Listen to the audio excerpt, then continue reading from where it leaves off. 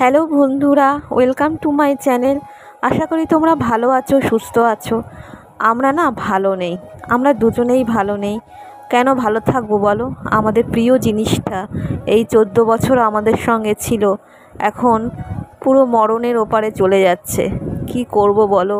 এই চিন্তায় চিন্তায় না আমার শরীর আরও খারাপ হয়ে যাচ্ছে। চিন্তা স্বাভাবিক এসেই যাবে। সকালবেলা দেখো বাঘা শরীরটা খুব খারাপ করেছে, দুদিনও কিচ্ছু খায়নি। তাই আমরা ডিসাইড করলাম আজকেই যা হোক হয় হবে, ওকে নিয়ে যাব সেই ডাক্তারখানায়। ডাক্তারই একমাত্র সলিউশন করতে পারে। আগের দিন আমার বর গিয়েছিল এমনি প্রেসক্রিপশানটা নিয়ে, তো একটা ওষুধের নাম লিখিয়ে দিয়েছিল।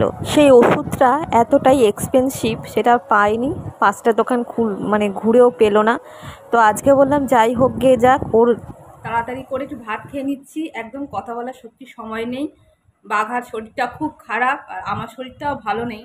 যেহেতু স্টেনটা খুলেছি না, এখন একটু খুবই রেস্টের মধ্যে থাকতে হবে, কিন্তু কিছু করার নেই। ও তো অবলা প্রাণীকে নিয়ে যেতেই হবে, আর আমি যদি না যাই তো ও যাবে না, ভয় পাবে। ওর শরীরটা খুব খারাপ, দুদিন ধরে কিছু খাচ্ছে না। আর ডাইজেশনের একদম তো জানো তোমরা, ডাইজেশন একদম করতে পারছে না। ডাক্তার কাছে না নিয়ে গেলে হবেও না। তাই তাড়াতাড়ি খেয়ে নিচ্ছি। এখন 2টো বাজতে চললো। আর যেহেতু আমি কিছু করতে পারছি না, যদিও করতে পারতাম, তা আস্তে আস্তে করতাম, মা রিস্ক নিতে চাইছে না, সেজন্য মঙ্গলবার গেছি, তারপর বুধবার থেকে মা রান্না করেছে, কত কিছু রান্না করে দিয়ে গেছে। এই দেখো একটু মোচা করেছে, চিংড়ি মাছ দিয়ে মোচা ছিল, সে মোচা করেছে। আর এই হচ্ছে ঝিঙে ডাল, এত কিছু রান্না করে দিয়ে গেছে। বলছে তোকে রেস্ট নিতে হবে, একদম রেস্ট নিয়ে ওই যে টোটো করে নিয়ে যাবে, তাই ফোন করেছিল, বললো তুমি খেয়ে নাও, কারণ ওখানে হয়তো সময় নিয়ে দাঁড়িয়ে অনেকক্ষণ বসে থাকতে হবে, দেরি হয়ে যাবে খাওয়ার সময়টা আমার, যেহেতু টাইমে খেতে হবে, ওই জন্য খেয়ে নিচ্ছি তাড়াতাড়ি বন্ধুরা। তো আজ কি করবো বলো, মন মেয়া সত্যি খারাপ, আমার থেকে বিশেষত আমার কুকুরটাকে নিয়ে। তো চলো, আমাদের এই সংসারে কি যে লেগেছে বলবো আর কি। সেই চলছে, এই 3-4 মাস হলো। আমি তো একদম অসুস্থ হয়ে গিয়েছি, তারপরে বাঘাটার ওই অবস্থা। আমারটা যদি বা ঠিক হয়ে যাবে, বাঘাটাকে নিয়ে খুব চিন্তায়। দেখো চুড়িদার পরে নিয়েছি, ও কাজ করছিল তখন থেকেই বলছে। সকালবেলা হতো জানো তো, ওর আজকে সকালবেলা কাজ ছিল, তো সকালবেলা গেলেই ভালো হতো, কারণ এই সময়টা এত ভিড় হয়। আর এটা হচ্ছে অফ টাইম, টিফিন ওরা খাবে, হয়তো বসে থাকতে হবে, অফিস টাইম তো। এখন প্রায় ওই 2টো বাজে। ওর জন্য ফেলে রাখা যাবে না, না খাচ্ছে না কিছু কালকে থেকে। আরে টোটো এত খুললো, টোটো পাওয়া গেল না এখানে। এই ড্যানিকে বলে সে আবার সে আবার রাজি হয়েছিল, স্কুলের ছেলে মেয়ে নিয়ে আসতে গেল, 3:30 আগে হবে না। আমাদের এখানে বন্ধুরা টোটো নিয়ে খুবই সমস্যা, সব সময় টোটো পাওয়া যায় না। যদি বা একটা পাওয়া গেল, ওই যে আগে নিয়ে গেছিল না ওই ড্যানি বলে ছেলেটা, তো ওই স্কুলের ছেলে মেয়ে আনতে গেল বলে আর এই সময়টা আনতে পারলো না। তো কি করব, আর বাইকে চড়া সত্যি আমার পক্ষে খুবই রিস্ক, কিন্তু কিচ্ছু করার নেই। কুকুরটাকে তো বাঁচাতেই হবে, ওই জন্য আরও বললাম চলো বাইকেই নিয়ে যাই। এখন না নিয়ে গেলে অনেক আরও ছুটি পড়ে যাবে, তো কালী পুজো আসছে, 2 দিন আছে, শুক্র আর কালকে শনিবার হাফ ডে, এসে কালকে 2 ঘন্টার জন্য হয়তো খুলবে। এ দেখো কোলে কোলে ওকে ওঠাচ্ছে, সত্যি ওর শরীরের জোর নেই। আগে কীরকম লাফিয়ে উঠতো, পুরনো আমার যারা ভিডিও দেখেছো তারা জানো আমার কুকুর কত চনমনা ছিল, লাফিয়ে পুরো উঠে পড়তো বাইকে যাবে বলে। জল খাওয়াবে, যে স্যালাইন দেয়, ওর পিপাসা পাবে বলে একটা প্লাস্টিকের নেওয়া হয়েছিল, তার মধ্যে ওর যে জল খায় না ওই বাটিটা নেওয়া হয়েছিল, তাও জল তেষ্টা পাচ্ছে।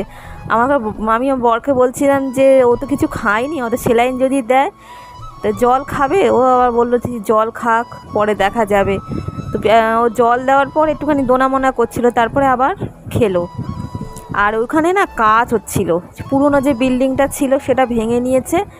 তো আমি ভেবেছিলাম দোতলা হবে, দোতলা হচ্ছে না। এই দেখো পাশের যে একটা বাড়ি, একটা কোয়ার্টার ছিল, সেটা ভেঙে আবার ঠিক মতন করা হচ্ছে। আজকে আর পুকুরটা সেরমভাবে তোমাদের সঙ্গে শেয়ার করলাম না। আর মন মেজাজ সত্যি খুব খারাপ ছিল। কুল গাছে ফুল এসছে, আর কত ভিড় দেখো। এখন ওরা 2:30 বাজে, তাই এত ভিড়। এই সময়টা অতটা আসি না, বেশিরভাগটাই যখন বাঘাকে নিয়ে আসি তখন সকালবেলার দিকে আসি। সকালবেলার দিকে প্রচুর লাইন পড়ে, এখনও বেশ ভিড় আছে। তো এই 2:45-এর দিকে ওরা একটুখানি খেলো, ডাক্তার আর কম্পাউন্ডার আরও যারা ছিল। তো ওদেরও তো খেতে দেওয়ার সময় দিতে হবে, সেই 9টা থেকে ওরা খাটছে, প্রচুর পরিশ্রম করে। আর এখানে এত সুন্দর কাজ না এদের, পশুদেরকে এত সুন্দর করে সেবা করে যে প্রচুর ভিড় হয়, কত দূর দূর থেকে সব আসে। তো আমরাও এটা ওয়েট করছিলাম, কেন একটা নিয়ম বলে আছে। আমি তো তাও খেয়ে এসেছি, আমি তো জানি এরকম দেরি হবে। সেই ফিরতে ফিরতে না পুরো ওই 4:30 বেজে গেছিলো। আর আমার বর তো কিছু খেয়ে যায়নি, ও বলছে দাঁড়াও তুমি একটু বসো বাঘাকে নিয়ে, আমি এই চায়ের দোকান থেকে একটু চা খেয়ে আসি। সত্যি ওর খিদে পেয়েছিল। তো এত কাজের চাপ না, এখন খাওয়ার সময়টুকু পায় না। স্নান করবে কি, সেদিনকে আর ভাত আর খায়নি, চা খেয়েই সারাদিন কেটেছিল। আর বাঘাকে আদর করছে, আর সেই পুরনো স্মৃতিগুলো মনে পড়ছে। কীরকম ছিল বাঘাটা আমার, কত প্রাণোচ্ছল ছিল। আমারও মানে যতটাই ভাবছি চোখে আপনা চোখে জল চলে আসছে। মানে এই কষ্ট যে কী, মানে ভাষায় সেটা প্রকাশ করা যায় না। চুপচাপ বসে আছি আর মন খারাপ করে, কারণ ও না নিতে পারছে না। একটু বয়সটা কম হলে কোনো ফ্যাক্টর ছিল না। দেখা যাক এরপরে ওষুধগুলো যদি খাওয়াতে পারি, ডাক্তার কি বলে দেখি, সেই আশায় চলে এসেছি। আর এই যে পাশে দিয়ে কালো গেঞ্জি পরাই যে দাদাটা, এর হচ্ছে এই দেখলে না তোমরা, একটা হচ্ছে গোল্ডেন রিট্রিভার এরই। তাই গল্প করছিল ওদের বাড়িতে 3টে কুকুর আছে, 15-16টা পাখি আছে, আবার কটা বেড়াল আছে। ওদের জীবন কাহিনীগুলো একে অপরের কাছে বলছিল। আমার বর বলছিল বাঘার কতগুলো কাণ্ড, তারপরে কতগুলো কুকুরকে রেস্কিউ করেছে। বা উনি বলছিলেন যে পাখিদের কীভাবে শুশ্রূষা করেন, কুকুরগুলো কীরকম আছে। উনি আবার ওনাকে আদর করলে এরা অভিমান অভিমান করে, আবার কোনো কুকুরকে আদর করে আছে। ওই গোল্ডেন রিট্রিভারের বয়স হয়েছিল পুরো 1 বছর। ওরা একটু বড়সড় হয়, একটুখানি সময় পেলে বড় হয়ে। তার বাঘা চুপচাপ দেখছিল, ওর সামনে অন্য কুকুরকে আদর করলে না ওর মনে খুব লাগে, অভিমান হয়। আমার বর যদি বাইরে থেকে কোনো কুকুরকে আদর করে আসে তো সেটা নিতে পারে না, চুপচাপ অভিমান করে মুখটা সরিয়ে ওই দিকে সরে যায়। তা আমরা ঠিক বুঝতে পারি, মানে ওর গতিবিধি তো আমরা ভালো মতন বুঝতে পারি। ও এত বছর আমাদের সঙ্গে রয়েছে, সেই জন্য আমার বরকে বললাম ওকে আর আদর করো না। ও দাঁড়িয়েছিল, ওর গায়ে হাত দিলে কিছু বলবে না, কিন্তু বাঘা রেগে যাবে।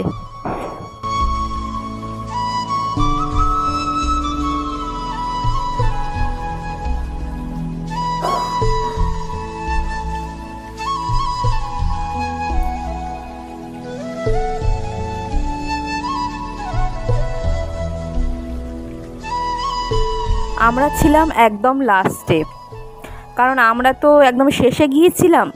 সবার শেষে যখন হচ্ছে হসপিটাল বন্ধ করলো, তার আগে আমাদের দেখলো। বাঘাকে এই টেবিলের উপর তুলে দিয়েছি, আর চুপচাপ শুয়ে আছে। সত্যি ও শক্তি নেই, না হলে ফোঁস করতো। দেখো চোখটা পুরো ছলছল করছে। এলাম, বাঘা হচ্ছে বারান্দায় শুয়ে আছে, আর ওষুধ খেয়ে যায়নি। ওষুধ আবার একটু খেলাম, পুরো 5টা বাজে, চলো 4:30 বাজে। আমার পরে আর খাওয়া হলো না, বললাম চা বিস্কুট খেয়ে নেবো, কারণ ওর কাজ আছে, 5টার সময় বেরোতেই হবে। তো যাওয়ার সময় ওই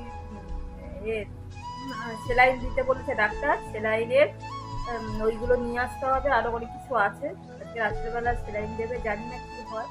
আমরা তো সব রকম চেষ্টা করে যাচ্ছি। আচ্ছা বয়সটাও ফ্যাক্টর, অনেক বয়স হয়েছে না, তার ব্যাপারের জন্যই আরও না অসুবিধা হচ্ছে, মানে ও বুঝতে পারছে না। দেখা যাক, চেষ্টা করা হোক।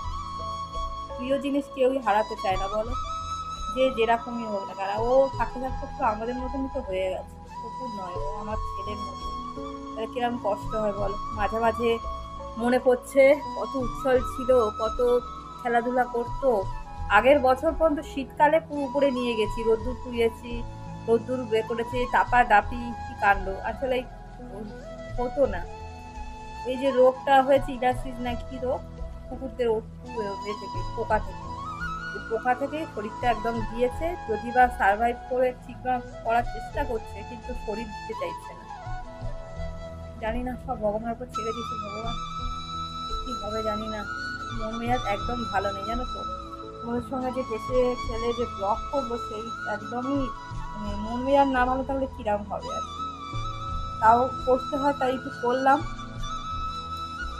তো আজকে রাত্রেবেলা আসবে গৌতমদা, সেলাইন দেবে। আর সেই খাওয়া দাওয়া করে সঙ্গে সঙ্গে চলে গেছে, একটু বিশ্রাম নিয়ে নিই। আমার শরীর তো খুব, জানো তো, সবসময় আর কি বলবো, তাও সেই রিস্ক নিয়েও গেছি, কারণ টোটো পাওয়া যাচ্ছে না। ওই সময়টা টোটো একদম পাওয়া যাচ্ছে না, তাই বললাম যে বাইকেই চলো। আর বাইকে চড়তে গিয়ে দেখলাম যে পায়ের জোর একদমই কমে যাচ্ছে। পা এখন কমে না, শরীরটা তো ভালো নেই, আর পা এক্সারসাইজ করতে হবে, মানে পা ইয়ে করে স্ট্রেস করে বসতে হয় তো বাইকে, তারপর তো ওকে নিতে হয়। ওর তো একদম শরীরে কিছু নেই, তো ধরে ধরে নিয়ে যাওয়া, কোলে করে নিয়ে গেছিল, ভেতরের দিকে কোলে কোলে নিয়ে গেছিল। শরীর তো ভালো নেই, জোর নেই। তো বন্ধুরা একটু বিশ্রাম নিই, চলো। তো শুনো, কখন কিনলে? দেখো আমার মা এটা কিনে এনেছে আমার জন্য। এই দেখো একটা সুন্দর জিনিস এনেছে মা, ছাদে আছে, যাতে জল আছে।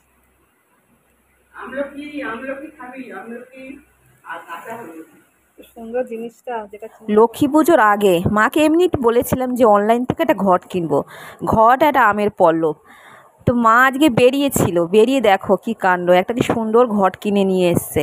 তো মেয়ের যেটা লাগবে মাকে আর মানে বারবার বলতে হয় না, এত সুন্দর হয়েছে ঘরটা। তাই আমার বরকে দেখালাম, ওরও খুব ভাল লেগেছে। আর অনলাইনে কিনলে মা একদম পছন্দ করে না, বলে অনলাইন থেকে তো কিনতে হবে না। তাই আমি আবার জিজ্ঞেস করছি যে বেশ ভালো তো, ঘরটা কোথায় পেলে, এইসব জিজ্ঞেস করছিলাম। আমার বর বলছে গিফটের দেওয়ার জিনিস কখনো বলবে না। কি জানি কেন বন্ধুরা, সন্ধেবেলা থেকেই না শরীরটা এত খারাপ লাগছে, পুরো ঘাম হয়ে যাচ্ছে কপালে, আর মাথা ঘুরছে, কেমন একটা হতভম্ব লাগছে, মানে পৃথিবীটা যেন মনে হচ্ছে উল্টো দিকে ঘুরছে। মানে এরকম শরীর খারাপটা হচ্ছে এই যে স্টেনটা বার করার পর। তো ওকে আমি নিয়ে প্রেশার মাপতে গেলাম, কারণ ডাক্তারের কাছে ফোন করতে হবে, গিয়ে বলতে হবে প্রেশার কত, জিজ্ঞেস করবে প্রেশারের কথা। তাই ভালো না লাগলেও গেলাম। আর এই রাত্রেবেলা তখন বাজে 10টার সময়, বাঘাকে একটু আবার দিতে এসছে, এই বলেছিলাম না গৌতম দাস, ও সেলাইনের জন্য টেবিলটাই ঠিক করলাম, কারণ টেবিলে হলে উঁচু জায়গা হবে, আমি চেয়ারে বসতে পারবো, আমি তো তলায় বসতে পারবো না। সেজন্যই আরও সমস্ত কিছু খালি করা হলো টেবিল থেকে, আর বেশ সুবিধেও হয়েছে। আর ও না, আমি ভেবেছিলাম খুব ছটফট করবে, চুপচাপ বসে আর শুয়ে শুয়ে এই সেলাইন নিচ্ছে, আর চোখটা আমি ঢাকা দিয়ে রয়েছি। আবার একটু চার ছিল, গৌতমদাকে বললাম যে আমরা তো হাত বন্দি, মানে আমি এখানে ধরে আছি, ও আবার ওখানে ধরে আছে, তাই নিজেই চাটা নিয়ে খেলো। আর এর মুখটা দেখো বেঁধে দিয়েছে, খুব কষ্ট লাগে না দেখলে, না এত কষ্ট লাগে। আর ও একটুখানি সুস্থ হয়েছে, টেবিল থেকে নামিয়ে নিয়েছে।